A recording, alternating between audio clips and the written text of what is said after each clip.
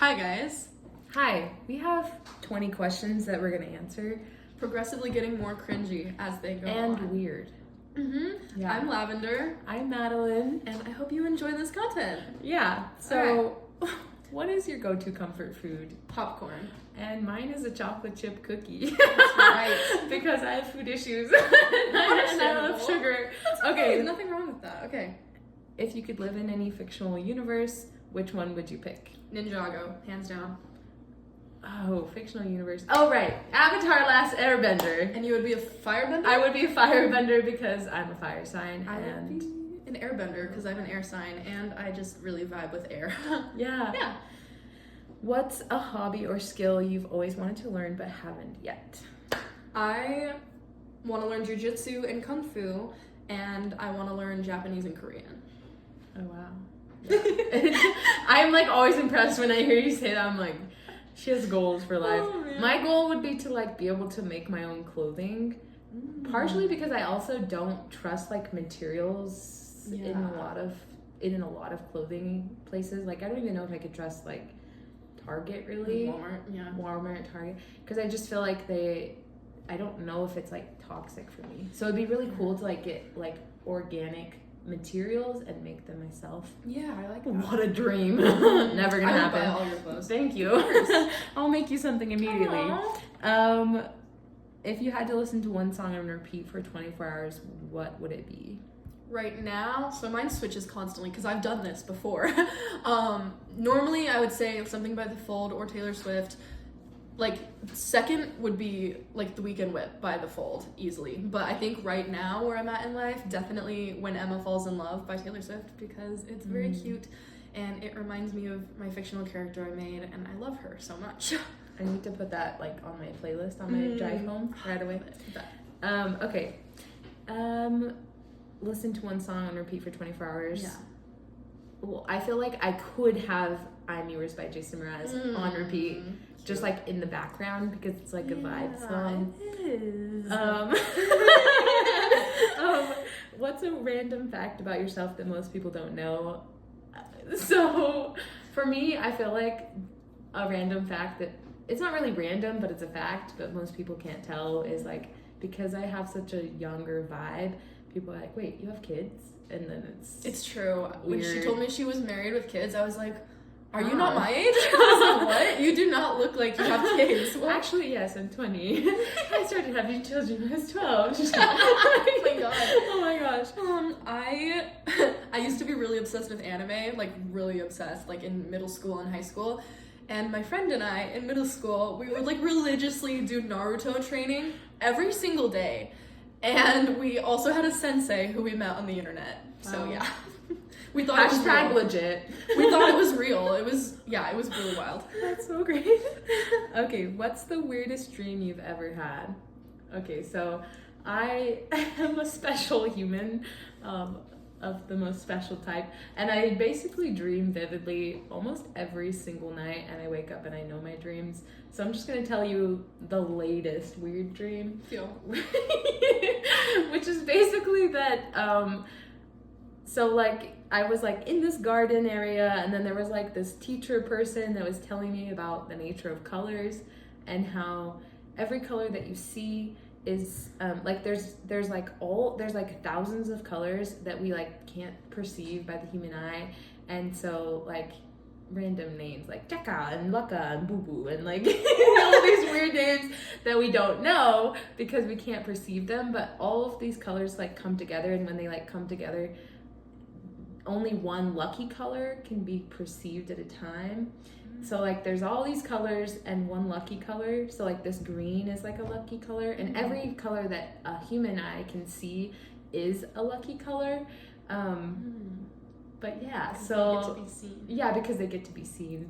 And anyways, so that's kind of a freaking weird dream. And what's your weird dream? Sounds like something that I would like experience on a plant medicine trip. That's very cool that you just get revelations like that while you're sleeping and you remember it. It's like it's a curse and it's a gift, but like I would love to hear more about your dreams when we need to talk more. Yes. Okay, mine is kind of intense. So I dreamt, and I will never forget this. This was years ago, but I will never forget this because it was very traumatizing. I lived the life of a stormtrooper from Star Wars, and that sounds really fun, right? No, it's not. Not when you're living it. So I would wake up at a crazy hour every morning, constantly being put to work. I was a higher range stormtrooper, so I worked around Darth Vader a lot. And literally every morning I would wake up not knowing if it would be my last day on Earth, or not Earth, but if it would be my last day alive. Like, I genuinely was like, I might die today. Like, it was so hopeless and so, like, just depressing and horrifying. But I couldn't show any of that. I just had to, be a robot and do my job. And I constantly watched colleagues around me get killed. They make a small mistake, and then, I watched them get murdered by Darth Vader, choked out or decapitated or whatever, just right in front of my face all the time. Like, I couldn't get attached to anybody, and I just was so numb. I just had to numb everything out, and just, like, every day I was like, I genuinely might die today. Like, I genuinely did not think I was gonna live every single day. And in my dream, after living this for quite some time, I, like, woke up, but I was still dreaming. And I remember being like, oh my God, that just happened to me. Like, I survived that. I need to tell someone. I need to share my story, like, that I lived through this. Like, people need to hear about it. And so in my dream, I, like, walked into the living room and saw my brother sitting on the couch, and I sat him down and I was like, Grant, I have to talk to you about something that I experienced. And he was like, what the heck? And I was like, dude, I lived this life and I survived, and I have to tell you. And he's like, you're weird. Like, that's not real. What the heck is wrong with you? And then I actually woke up in real life, and I was like, whoa. It was so sketch. So I don't actually recommend. A really crazy dream. It is. I'm Yeah. like, don't recommend that occupation for anyone. Don't be a stormtrooper. I don't think that anyone could have, like, known that they need to know the day in the life of a stormtrooper, but that's, like, I will never forget it. day in the life of a stormtrooper. Yeah. Okay. So crazy. If you had to fight a duck-sized horse or 100 horse-sized ducks, which would you choose? We already know, because I just want a horse that's the size of a duck and it's really cute. We would get in a fight for a minute, then I'd win it over, then I would adopt it, and then I would have a horse that's the size of a duck, which would be very cute. Would be. Yeah. Happily ever after. Yeah. With your duck horse. And you. I'm too much of a Gryffindor. The horse the size of a duck would not be challenging enough for me. So yeah, I would probably die if I faced 100-sized ducks the size of horses.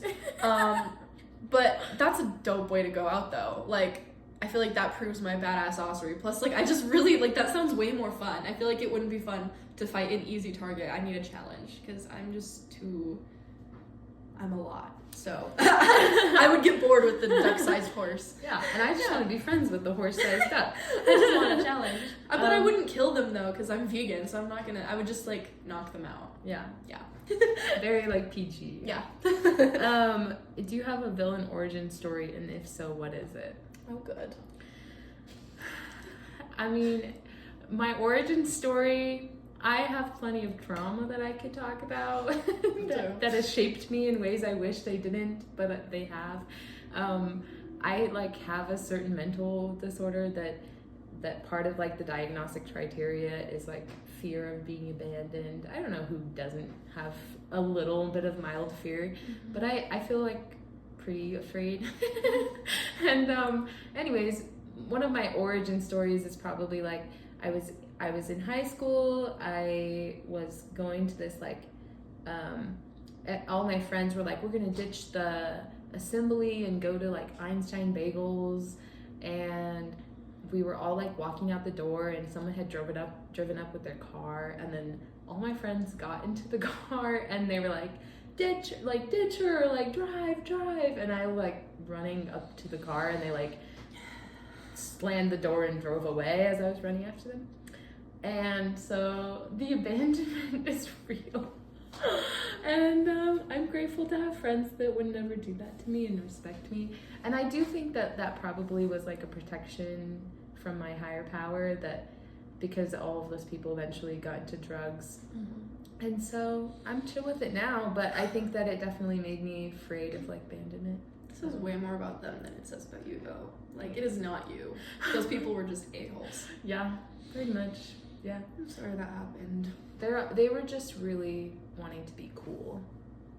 And I think they were all like peer pressured into being. Y'all aren't being cool. rude. Yeah. Everyone needs to not take themselves so seriously. That's what we've learned today. Yeah, no kidding. What is your villain origin story? Are you guys ready to hear all of my trauma? So, I spent a lot of time in middle school discovering myself, and I left a cult, and I finally discovered what, my true beliefs after I left that cult, and I was really happy, and I was really doing good for the first time in my life. Then I met a boy, and he was like, you need to join the cult again, and you need to fit yourself into this box and be exactly this way that I picture you, because if not, then you're not worthy of my love, so you just need to like give away everything you just discovered about yourself and be the way I want you to be. And I was like 15, so I was like, yeah, sounds like a good deal. I don't want to lose you, so let's do that. And I did that, and then I was never the same again, and then he broke up with me anyway, and so I lost my crap, and I disassociated heavily for like 3 years straight, and I still do constantly, but not as bad as those first 3 years. And then after that, I dated a lot of other people, and it all was very similar. A lot of them were not great people. Some of them were, but even the ones that were still ended up betraying me and or abandoning me at the end of the day, and just not having the same values as me, and just not, loving me as much as I loved them at the end of the day. So that was a lot of trust issues. And then I joined another cult. And then that one kind of made me burn almost all the bridges that I had left, aside from like one or two. And it brainwashed me a lot and kind of effed with my way of thinking. And then I eventually left that cult, and they all abandoned and ostracized me, and that was very traumatizing. And then I had to learn how to think like a normal human again without like being in the cult mentality and thinking that I was just going to be a failure for the rest of my life.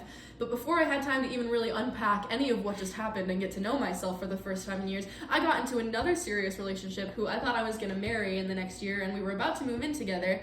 And then he got with some friends that were a bad influence, and he ended up totally switching up on me, totally changing his personality and his values to fit in with them. And then he ended up stabbing me in the back and abandoning me and kind of left me out to dry. And then I am here now. So that's the story of why I am sometimes a cold-hearted B-word who doesn't know how to show my emotions or open up or let anyone in, and probably couldn't fall in love again if I tried.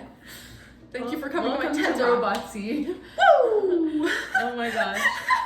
Honestly, villain origin story. Woo. Peak. If your life had a theme song, what would it be? This is a song that is currently unwritten, because when I write songs, I can't just sit down and be like, I'm gonna write a song and then write it. Like it's something that I have to feel and experience it at the right time, and it's like kind of channeled through me. I don't choose when it happens. The lyrics just come when they're perfectly inspired at the right moment. And I've had this song idea harbored in my brain since middle school, and it's just never lined up yet. And I know that I'm waiting for the perfect time. It's gonna be called I Bleed Green, and it's going to be an anthem about everything that I've been through, how I've overcome every hardship I never thought I would get through, and how no matter what life throws my way, I have the spirit of a warrior, and no matter what happens, I do have the strength to get through it, and I will. And I think that the reason it hasn't been the right time for me to write it yet is because there's this certain band that I really want to collaborate with, and I've reached out to them, and they said that it's a possibility in the future. And I feel like I'm supposed to co-write that song with them, and I'm really excited for that day. So that song, when it comes out, will be my life's theme song. Cool. Wow. I'm getting teary-eyed. So cool. Yeah. What's yours?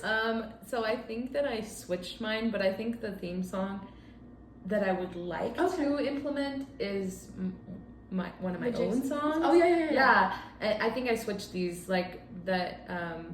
Like I'm Rich by me would be like such a cool theme song, because it would just like continue to implement those ideas of like, I'm rich and I give back, I'm rich, did you hear that?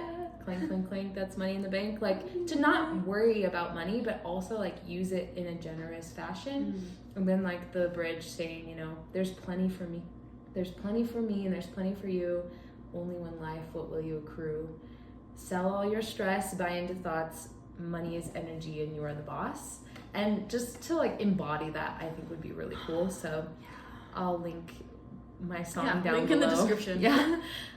If you had to marry a fictional character, who would it be? we like all the like okay, a little secret. We thought we were recording and I ended up not having actually clicked the record button. So we had already gone through these questions. Yeah, I definitely love my husband and I would marry him, but my 12-year-old self would definitely have married the Peter Pan live version from my childhood. So yeah.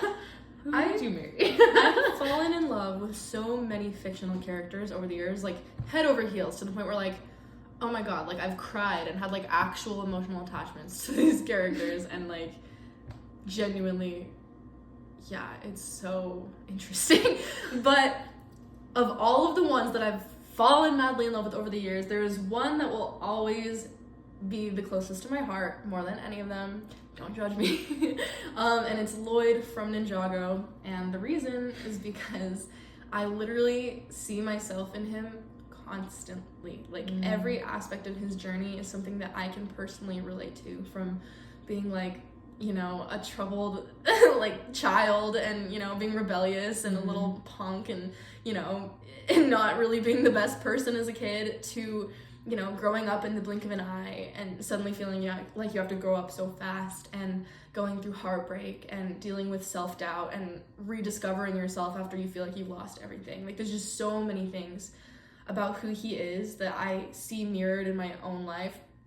And I know that if I met him in real life, like we would be kindred spirits. Like we would have something so rare and so unlike anything. Like we would be an unstoppable pair. We would be such a great team, and we have all the same values, and we have like the same shared purpose too. And so I feel like we would just work together like clockwork, like two halves of the same spirit almost, you know? Like it would just be such a rare and powerful thing. We would be such an unstoppable force together. And I love the thought of that. So yeah. I love that. Don't judge me. No judgment at all. No judgment. So I think what we should do for these last two questions, because I'm a little bit out of time. Yeah. Is maybe we can each pick one from each section. Oh, okay. What do you think? Yeah, we can do that. I'm gonna do 13 from that one. Okay. Yeah, and then you can pick one. And then I'll probably do the same. Okay. and then maybe 18. Okay. Yeah. Okay, that's funny. I think I picked the same one. Okay, so perfect. if you had to write fan fiction about yourself, what would be the plot? Okay, so I already did this on accident. I was daydreaming at work, and I was like, what if I was a superhero? And I just was like, okay, what would my name be? What would I look like? What would my powers be? And then I was like, oh, how did I get those powers? What would my backstory be? Oh, I would want a team with me. Who would be on my team? What personalities would they embody? You know, and like, who would my love interest be? And I just started like creating this whole world around this one thought of like, if I was a superhero, what would that look like? And I ended up accidentally creating an entire fictional universe, and that's how I birthed this character named Indigo, who started out as like superhero me, but I gave her enough differences so that we're like different people, because I don't want to get like too invested in a fictional world, because that has not ended well for me in the past. So, but yeah, I ended up creating this really cool story just based on the idea of like, what if I was a superhero? And it was like a fan fiction, I guess, of my life. Yeah. What about you? Okay, so I'm gonna also do 13. If I had to write fan fiction about myself, what would the plot be? And so I'm kind of like hearing like side plot, I guess. Like, yeah. So if I were writing about my own life, I would write like the side plot of me going to like live in Asia and like train under like a master of like TCM, traditional Chinese medicine, and like doing like qigong and like tai chi and just meditating and like crushing herbs and like doing acupuncture and just using all of these like beautiful methods of healing to heal people. So that would be my side plot. And then I actually decided to not go with one of these, but do you want to do that? And I'm going to do this 15. Yeah, absolutely. Okay, so have you ever looked at yourself in the mirror and whispered, I am the chosen one? Honestly, not that I can specifically remember, but I wouldn't doubt that I have. I have like moments where like I need to encourage myself, or like I'm just feeling really badass, And I know that I've looked in the mirror and said similar things. I don't know if it was those exact words. There's a very strong possibility. But I know I've said other similar things to that extent. Like, I know I've told myself, like, I am the green ninja, or like, you are the green ninja, like, in the mirror and stuff like that. So I'm sure I've done that. You are the green ninja. I am. I literally have his elemental symbol tattooed on my wrist. Yes. Okay, and then the last question for me would be, if your pet or animal could talk to you for a day, what's the first thing you would ask them? And I have like the sweetest cat, and her name is Ruby, and I will get a picture of her sometime to show on here, but I would probably ask her about her meditation practice. And like, I feel like cats are like hyper meditators. Like they're obviously taking cat naps and stuff, but yeah. I feel like because they're so conscious, they'll like wink open and look at you. I think that's like how I feel when I'm meditating. I'm like just meditating, and then if like my husband or kids or someone comes in the picture, I'm kind of like hello, and then I try not to look, but like I think that she would probably have a lot of wisdom about meditation. Yeah. I think you should quickly tell us what you would do with yours, though. I would. Okay, so I don't have an animal, but I have a plant. Her name is Lucifer. She's a pothos, and you're so beautiful, Lucifer. I love you so much. But if she could talk to me, I would want to ask her, like, because plants hold so much wisdom. Like, they just have such ancient spirits, and especially with her, she's a houseplant, you know, so she's like experienced, like, she is nature, but she's also experiencing like the modern world of like living in an apartment and stuff like that. And she's been with me for over 5 years, so she's moved around with me. And I would just want to ask her, like, for advice, like, how do I stay, you know, grounded in my roots while living this human existence, you know, in this city? Or, you know, like, teach me about medicine from the earth, like, teach me the secrets of the earth that we haven't figured out yet. Like, I'm just so curious to know her wisdom. I love her so much. I love that answer. I think that's so cool. But yeah, so that's all the questions that we're gonna do for today. And I think the lesson of today is like not to take yourself so seriously. Yes. So if you need any like message for your day today, do not take yourself so seriously. It's definitely gonna be okay, and everything will work out in the end. So yeah. Thank you for being here with me, Lavender. Thank you. I love you. I adore you.